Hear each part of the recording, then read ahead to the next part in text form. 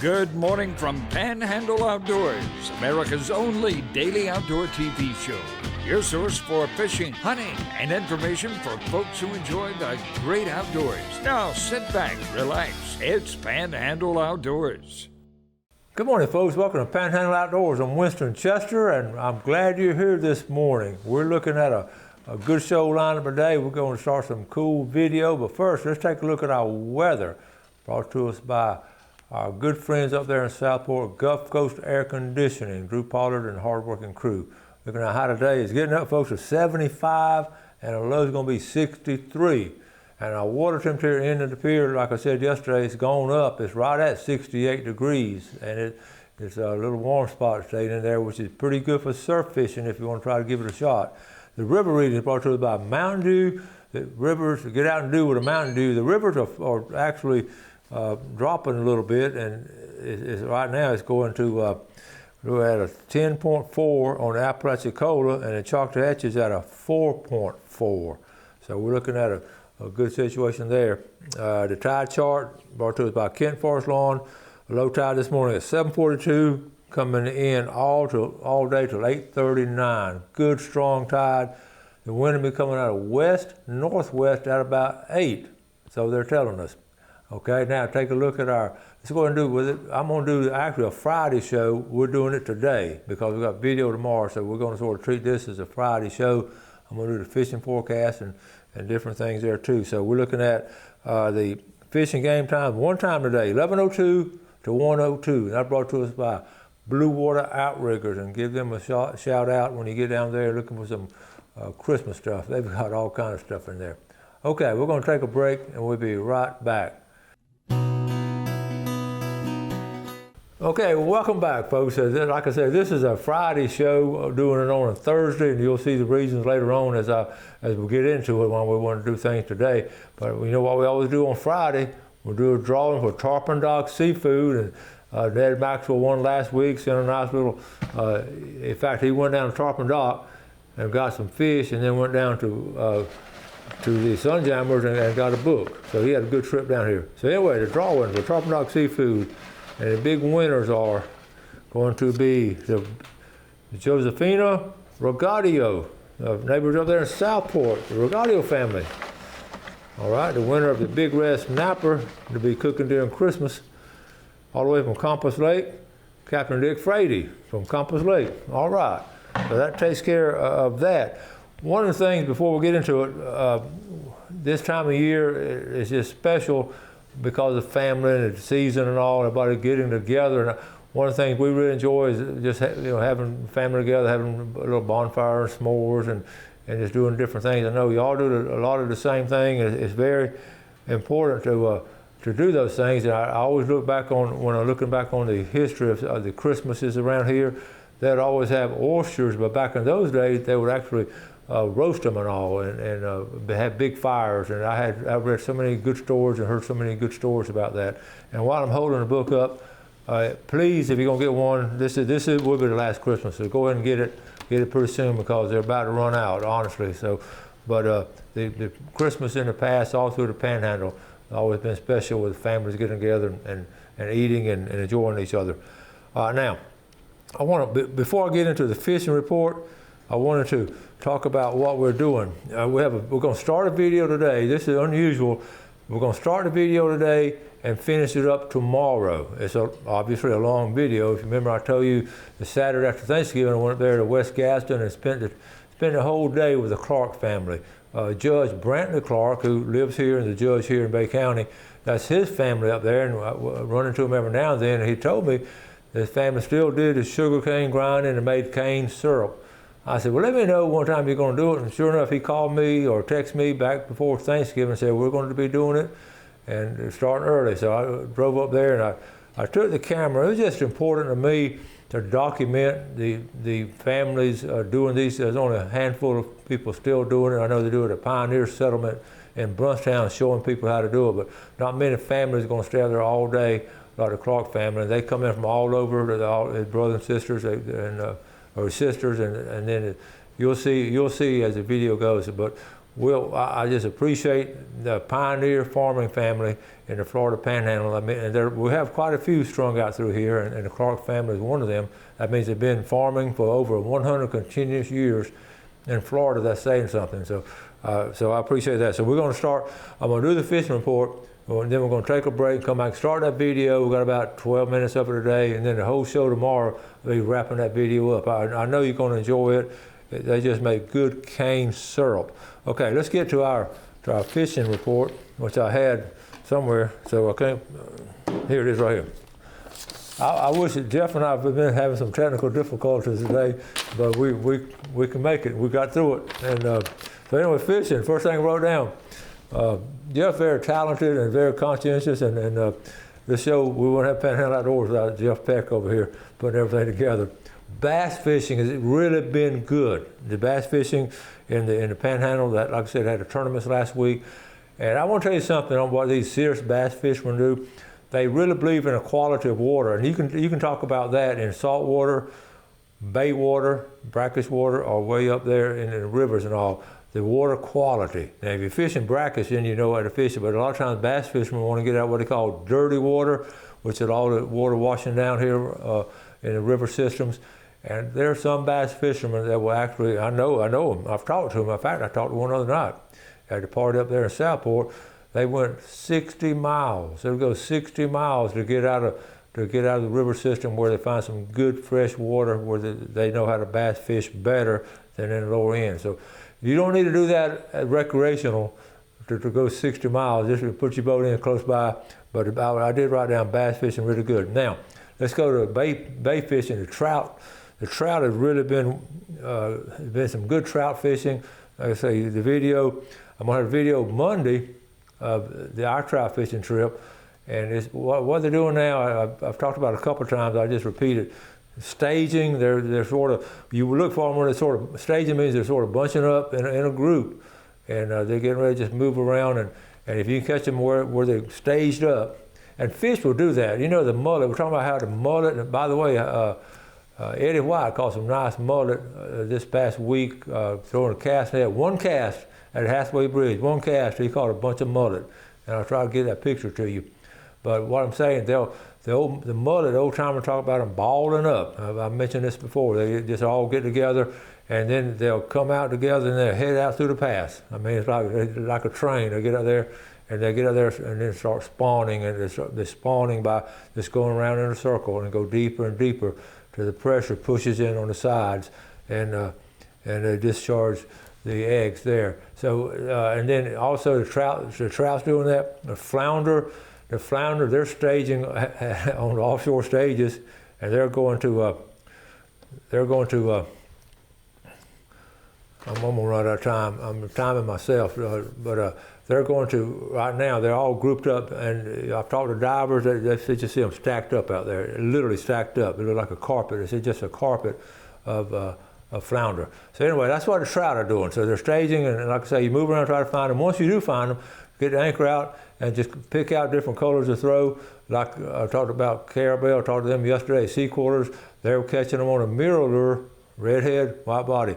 I caught ours on a electric chicken. So that's a lot of difference between those two lures. That's a jig and that's a plug. But that's the number one go-to fish in the summertime. I'm sorry, in the wintertime. In the summertime, you catch everything. But in the wintertime, those trout are a lot of fun to catch. And one of the biggest trout I ever caught was caught by our buddy Greg Brudnicki in December. It was almost a record trout. I think it was 9 pounds or something they caught here in December. All right, now I'm gonna run out of time. Anyway, have good fishing this week. Watch the weather, keep your eye on the weather. So we're gonna take a break and go and come back and start this video on really our heritage here in the Florida Panhandle. So we all have a good weekend and enjoy this video today and tomorrow. Be right back.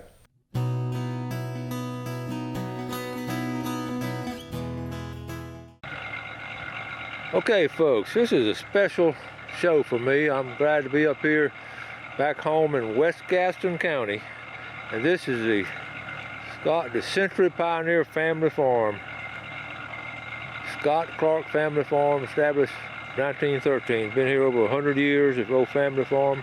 Brantley Clark has invited me to come and observe them and be with them as they do an old pioneer tradition, cane grinding. And it's just special to be up here. I'm not too far from my roots, and I know the Clark family well, and I'm just glad to be here. It's going to be a special morning, so we're going to get in there and talk to them and see what's going on here. Beautiful area.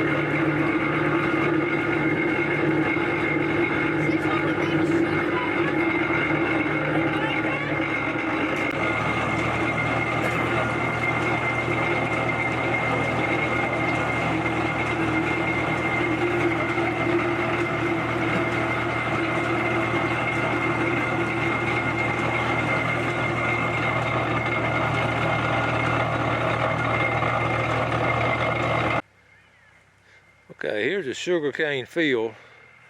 You can see they've cut this much right here.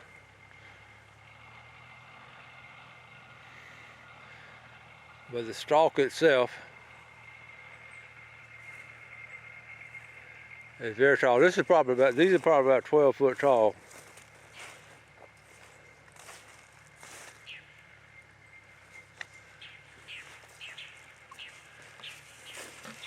You see where they come in and cut the stalk. These are the stalks here. And this is where it all comes from.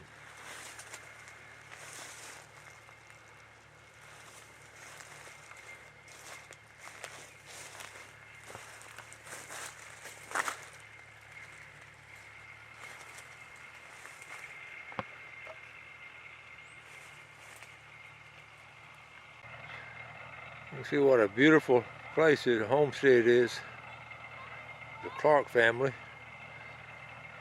And what happens now, on this weekend, they all come together to come out to the cane grinding. We're going to get Brandon Clark to tell us all about it. What a beautiful home. A pioneer farm family. They're scattered throughout Florida. That means you got to be in farming for 100 years to get that distinction.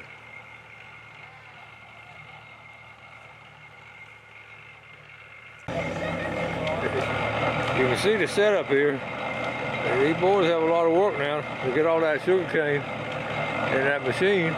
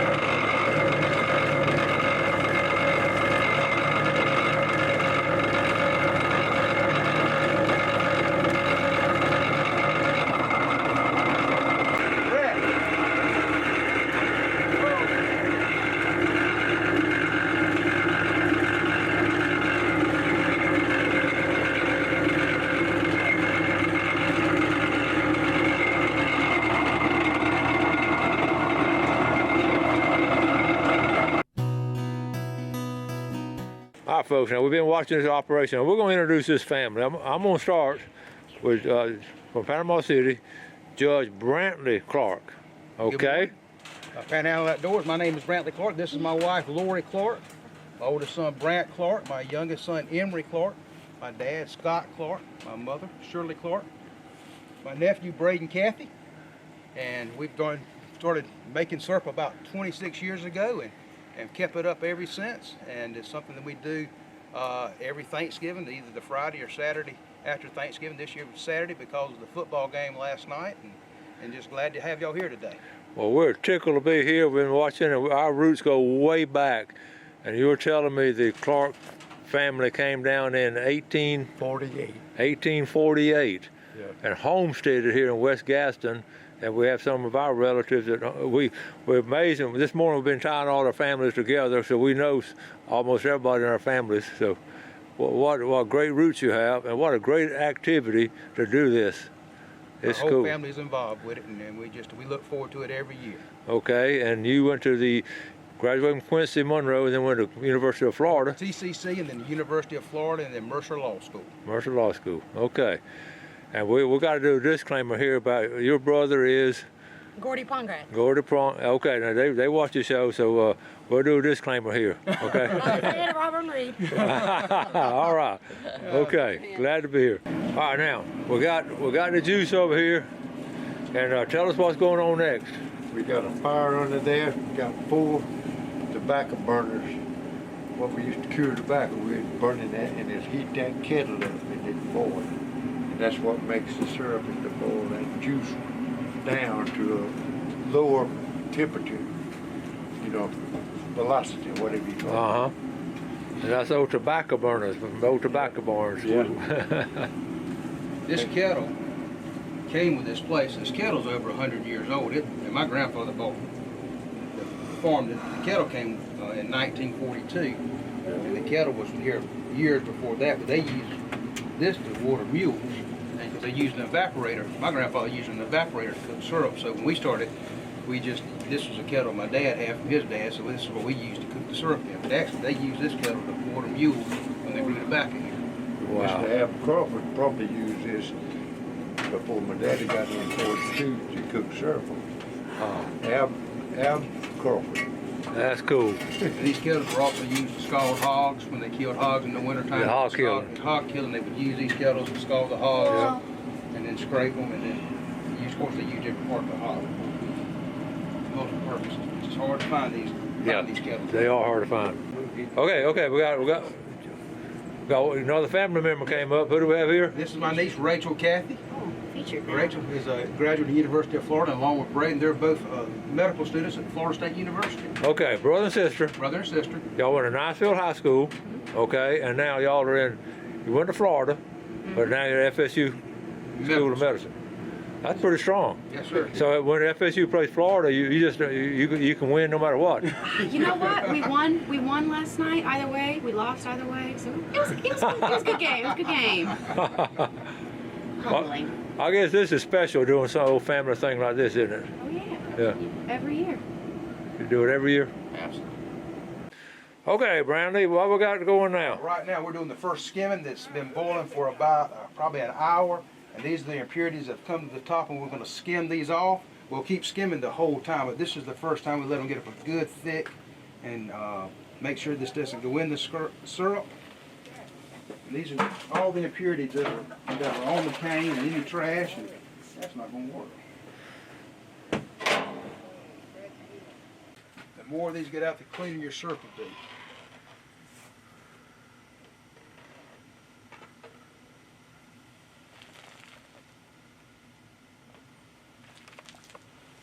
Thanks for watching America's only daily outdoor TV show, Panhandle Outdoors with Winston Chester, featuring hunting, fishing, and other activities and information to help you enjoy the great outdoors. Join us next time for Panhandle Outdoors.